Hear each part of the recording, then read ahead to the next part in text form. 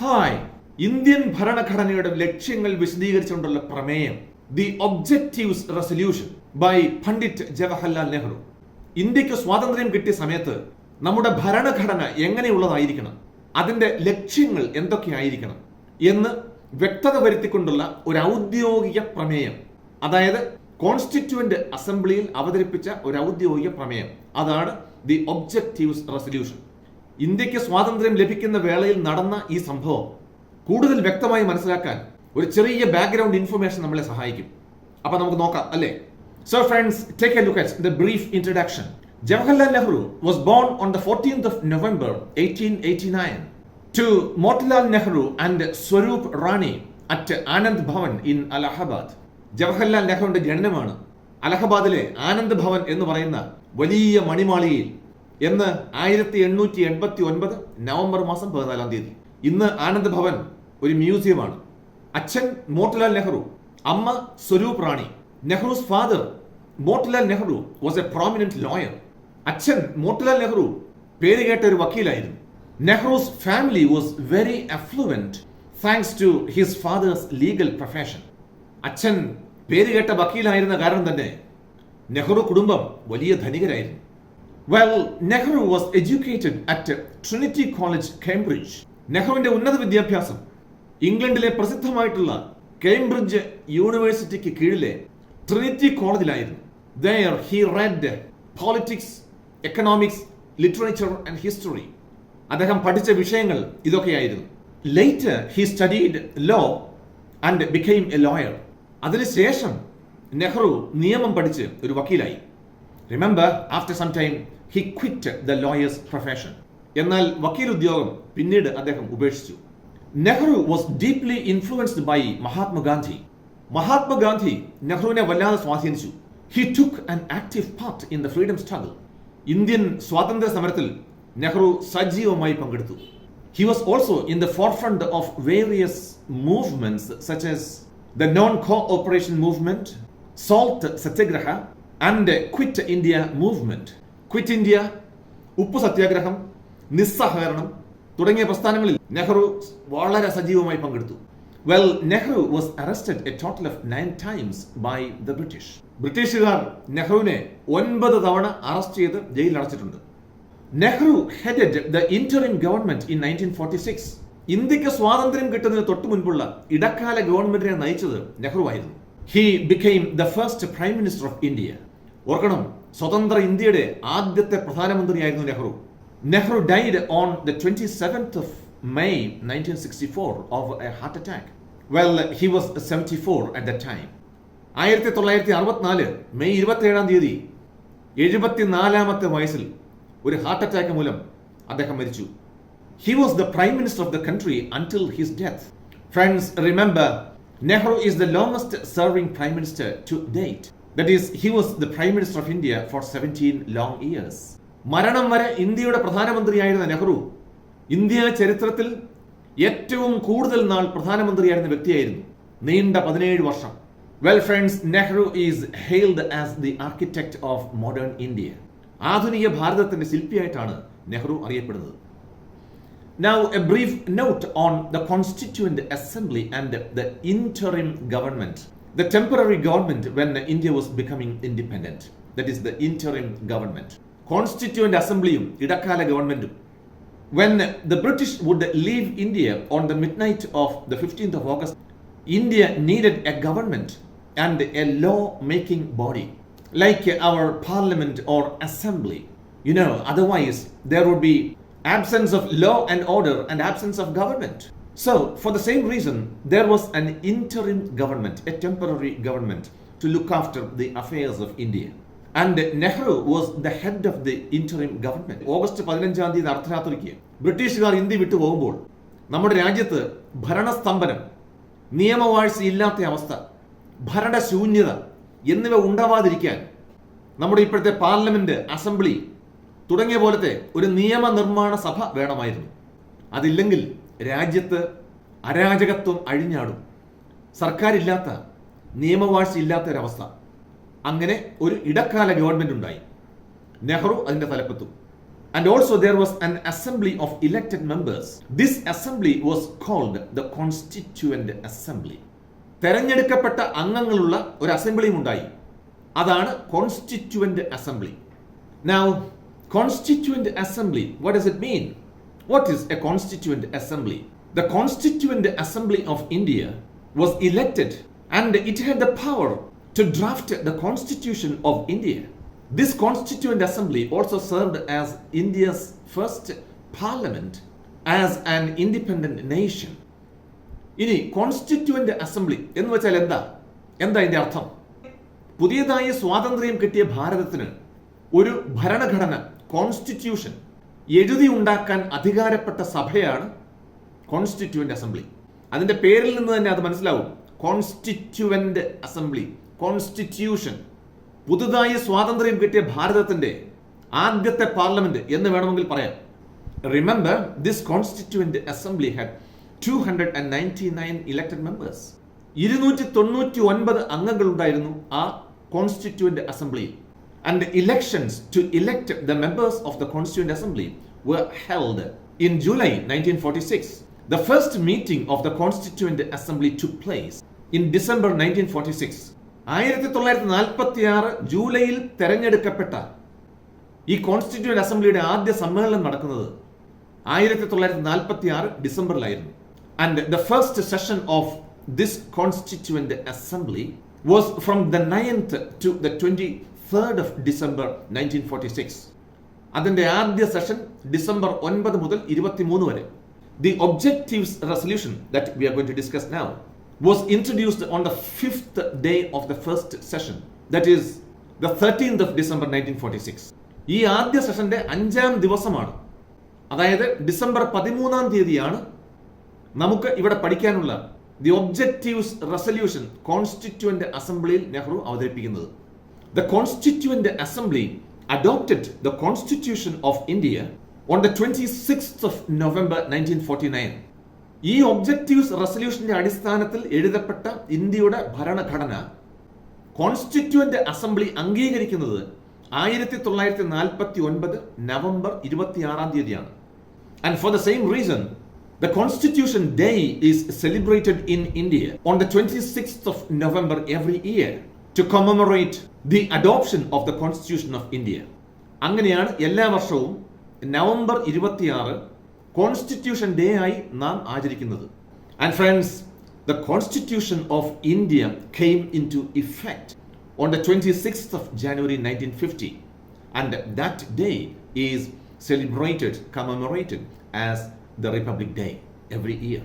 ആ പുതുതായി എഴുതപ്പെട്ട നമ്മളുടെ കോൺസ്റ്റിറ്റ്യൂഷൻ ഇവിടെ നടപ്പിലായത്, അതായത് ഇന്ത്യ ഒരു റിപ്പബ്ലിക്കായി പ്രഖ്യാപിക്കപ്പെട്ടത് 1950 ജനുവരി 26. അങ്ങനെ നമുക്കറിയാം ആ ദിവസം, അതായത് ജനുവരി 26 നമുക്ക് റിപ്പബ്ലിക് ഡേ ആയി മാറി. Now friends, take a look at the objectives resolution. Now can you tell me what a resolution is? What is a resolution? A resolution is a firm decision taken by a committee to do something or even not to do something. For example, sometimes the Kerala Assembly passes a resolution asking the central government, the union government, to withdraw the price hike of cooking gas. ഇനി objectives resolution. Resolution എന്ന് പറഞ്ഞാൽ എന്താ? Resolution എന്ന് പറഞ്ഞാൽ പ്രമേയം. അതായത് ഒരു സ്ഥാപനത്തിനോട് വളരെ പ്രധാനപ്പെട്ട ഒരു കാര്യം ചെയ്യുവാൻ അഥവാ ചെയ്യാതിരിക്കുവാൻ ആവശ്യപ്പെട്ടുകൊണ്ടുള്ള ഒരു കമ്മിറ്റിയുടെ പ്രധാനപ്പെട്ട ഒരു തീരുമാനമാണ് റെസൊല്യൂഷൻ അഥവാ പ്രമേയം. ഉദാഹരണത്തിന് നമുക്കറിയാം, കുക്കിംഗ് ഗ്യാസിന്റെ വിലവർധന പിൻവലിക്കണമെന്ന് കേന്ദ്ര ഗവൺമെന്റിനോട് ആവശ്യപ്പെട്ടുകൊണ്ട് കേരള അസംബ്ലി ഒരു പ്രമേയം പാസാക്കി. അപ്പോൾ അതാണ് പ്രമേയം, അതായത് resolution. Now here in the objectives resolution, it is a decision by the Constituent Assembly to draft, to write, adopt and implement a constitution for the independent India. And this is a resolution. ഇവിടെ constituent അസംബ്ലിയിലാണ് പ്രമേയം വന്നത്. എന്തിനു വേണ്ടി? സ്വതന്ത്രയായ ഭാരതത്തിന് വേണ്ടി ഒരു ഭരണഘടന എഴുതിയുണ്ടാക്കി നടപ്പിലാക്കണമെന്ന് ആവശ്യപ്പെട്ടുകൊണ്ടുള്ള പ്രമേയം. മാത്രമല്ല, ആ കോൺസ്റ്റിറ്റ്യൂഷന്റെ ഉദ്ദേശ ലക്ഷ്യങ്ങൾ, അതിന്റെ അടിസ്ഥാന തത്വങ്ങൾ, ഒബ്ജക്റ്റീവ്സ് ഇന്നതൊക്കെ ആയിരിക്കണം എന്നും ആ റെസൊല്യൂഷനിൽ പറയുന്നുണ്ട്. ഇതാണ് objectives resolution. Now friends, take a look at a brief summary of the objectives resolution that was presented in the Constituent Assembly by Pandit Jawaharlal Nehru. Well, here is the first point. India is an independent sovereign republic and it should have a written constitution. This is the first point. ആ objectives റെസൊല്യൂഷന്റെ summary നമുക്ക് നോക്കാം.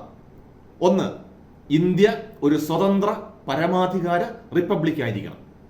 അതിന് എഴുതപ്പെട്ട ഒരു ഭരണഘടന ഉണ്ടായിരിക്കുകയും വേണം. അപ്പോൾ സ്വാഭാവികമായിട്ടും ഒരു സംശയം മനസ്സിൽ ഉദിക്കാം, എഴുതപ്പെട്ട ഭരണഘടന ഇല്ലാത്ത രാജ്യങ്ങളുണ്ടോ എന്നൊരു സംശയം ഉണ്ടാവും. ഉണ്ട്. Britain, New Zealand, Israel, Oman, Saudi Arabia, Libya തുടങ്ങിയ രാജ്യങ്ങൾക്ക് എഴുതി വച്ചേക്കുന്ന ഭരണഘടനയില്ല. Number 2, India shall be a union of erstwhile British territories, Indian states and the Indian states as are willing to be part of the Indian Union. 2, സംസ്ഥാനങ്ങൾ ചേർന്നുള്ള ഒരു union ആയിരിക്കണം India. Indian union എന്നാണല്ലോ അറിയപ്പെടുന്നത്. Number 3, the territories, that is the states, the Indian states shall be autonomous units and they exercise all powers except those powers vested in the union government. 3, കേന്ദ്ര ഗവൺമെന്റിന്റെ അധികാരം ഒഴികെ ബാക്കിയുള്ള കാര്യങ്ങളിലെല്ലാം ഇന്ത്യയിലെ വിവിധ സംസ്ഥാനങ്ങൾക്ക് സ്വന്തമായി തീരുമാനങ്ങൾ എടുക്കാം, നിയമങ്ങൾ ഉണ്ടാക്കാം. Number 4, all powers and authority of the independent sovereign India shall come from the people because it is going to be a democratic country, a democracy. We know a democracy is a government of the people, by the people and for the people. So all powers of the government should flow from the people. 4, സ്വതന്ത്ര പരമാധികാര ഇന്ത്യയുടെ അധികാരങ്ങളെല്ലാം നിക്ഷിപ്തമായിരിക്കുന്നത് ജനങ്ങളിലായിരിക്കും, അതായത് democracy നമുക്കറിയാമല്ലോ. Now the 5th point, all citizens shall be guaranteed all sorts of justice, equality and freedom subject to law and public morality. 5, നീതി, സമത്വം, സ്വാതന്ത്ര്യം തുടങ്ങി എല്ലാ അവകാശങ്ങളും ജനങ്ങൾക്കുണ്ടായിരിക്കും. Number 6, the minorities, backward and tribal classes shall be provided adequate safeguards. They will be well protected. 6, ഇന്ത്യയിലെ ന്യൂനപക്ഷങ്ങൾ, പിന്നോക്ക വർഗ്ഗക്കാർ, ആദിവാസികൾ തുടങ്ങിയ ആളുകൾക്ക് പ്രത്യേക സംരക്ഷണം. Number 7, the territorial integrity of the republic on land, sea and air shall be maintained according to the law of civilized nations. 7, കര, കടൽ, ആകാശം തുടങ്ങിയ ഇന്ത്യയുടെ അതിർത്തികൾ നാം സംരക്ഷിക്കും. And now friends, here is the last point, number 8. India would contribute to the promotion of world peace and the welfare of mankind. അവസാനം, ലോക സമാധാനത്തിനും മനുഷ്യരാശിയുടെ ക്ഷേമത്തിനും വേണ്ടി ഇന്ത്യ പ്രവർത്തിക്കും. ഇതാണ് ഇതിന്റെ ഒരു summary. Well, this resolution was introduced by Jawaharlal Nehru on the 5th day of the first session of the Constituent Assembly. ഈ ബേസിക് പ്രിൻസിപ്പിൾസ് അടങ്ങിയ പ്രമേയം കോൺസ്റ്റിറ്റ്യൂവന്റ് അസംബ്ലിയിൽ അവതരിപ്പിക്കുന്നത് നമ്മൾ നേരത്തെ പറഞ്ഞതുപോലെ അതിന്റെ 1ാമത്തെ സെഷന്റെ 5ാമത്തെ ദിവസമാണ്. The real work of this assembly is to give shape in the printed word because this was going to be a written constitution to a nation's dream and aspiration, that is to bring out a written constitution. Nehru പറയുന്നു, ഈ അസംബ്ലിയുടെ പ്രധാനപ്പെട്ട കടമ നമ്മുടെ രാജ്യത്തെ ജനങ്ങളുടെ അഭിലാഷങ്ങൾ ഉൾക്കൊള്ളുന്ന ഒരു എഴുതപ്പെട്ട ഭരണഘടനയ്ക്ക് രൂപം കൊടുക്കുക എന്നുള്ളതാണ്. But before that some indication about what they are going to do should be given. അതിനു മുൻപ് നാം ചെയ്യാൻ പോകുന്നത് എന്താണ് എന്നതിനെപ്പറ്റി ലോകത്തിനും നമ്മുടെ ആളുകൾക്കും ഒരു സൂചന കൊടുക്കണമല്ലോ.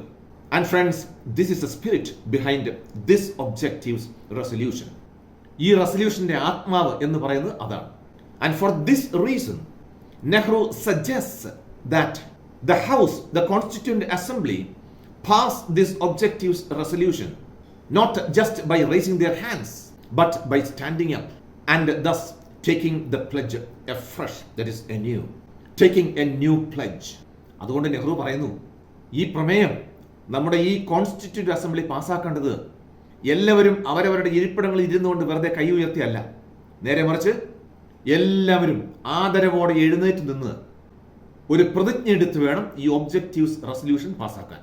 Now friends, let's conclude this brief summary. Objectives resolution in fact contained the guiding principles of the constitution that was going to be written. In fact, it provided the foundation for the Constitution of India. അപ്പോൾ അങ്ങനെ നോക്കുമ്പോൾ സ്വതന്ത്ര ഇന്ത്യക്ക് വേണ്ടി തയ്യാറാക്കാൻ തുടങ്ങിയ കോൺസ്റ്റിറ്റ്യൂഷന്റെ ലക്ഷ്യങ്ങൾ, അതായത് അടിസ്ഥാന തത്വങ്ങളാണ് നമ്മുടെ ഈ ഒബ്ജക്റ്റീവ്സ് റെസൊല്യൂഷനിൽ ഉള്ളത് എന്ന് നമുക്ക് കാണാം. നമ്മുടെ ഇന്ത്യൻ കോൺസ്റ്റിറ്റ്യൂഷന്റെ അടിസ്ഥാന തത്വമാണ് അത്. And friends, remember the preamble, the preface to the Indian Constitution is based on this objectives resolution. നമ്മുടെ ഭരണഘടനയുടെ ഒരു ആമുഖമുണ്ട്, പ്രിയാമ്പിൾ എന്ന് പറയുന്നത്. ഈ ഒബ്ജക്റ്റീവ്സ് റെസൊല്യൂഷനെ അടിസ്ഥാനമാക്കിയാണ് ആ preamble ചിട്ടപ്പെടുത്തിയിരിക്കുന്നത്. The preamble emphasizes the Indian Constitution's key ideas and philosophy. Indian കോൺസ്റ്റിറ്റ്യൂഷന്റെ പ്രധാന തത്വങ്ങൾക്കും ആശയങ്ങൾക്കും ആ പ്രിയാമ്പിൾ ഊന്നൽ നൽകുന്നുണ്ട്. And this preamble is regarded as the soul of the Indian Constitution. Indian കോൺസ്റ്റിറ്റ്യൂഷന്റെ ആത്മാവായാണ് പ്രിയാമ്പിൾ കരുതപ്പെടുന്നത്. Well friends, before we conclude, just remember that the Constitution of India is the longest written constitution of any country in the world, with 1,46,385 words. ലോകത്തിലെ എഴുതപ്പെട്ട കോൺസ്റ്റിറ്റ്യൂഷനുകളിൽ വെച്ച് ഏറ്റവും വലുത് Indian കോൺസ്റ്റിറ്റ്യൂഷനാണ്. 1,46,385 വാക്കുകൾ. So naturally there's a question, what country has got the shortest written constitution in the world?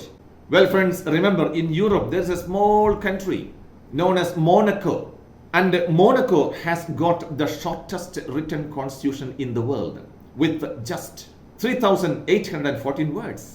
അപ്പോൾ മനസ്സിൽ സംശയം തോന്നാം, എന്താ എഴുതപ്പെട്ട ഏറ്റവും ചെറിയ കോൺസ്റ്റിറ്റ്യൂഷൻ ഏത് രാജ്യത്തിൻ്റെയാണെന്ന്.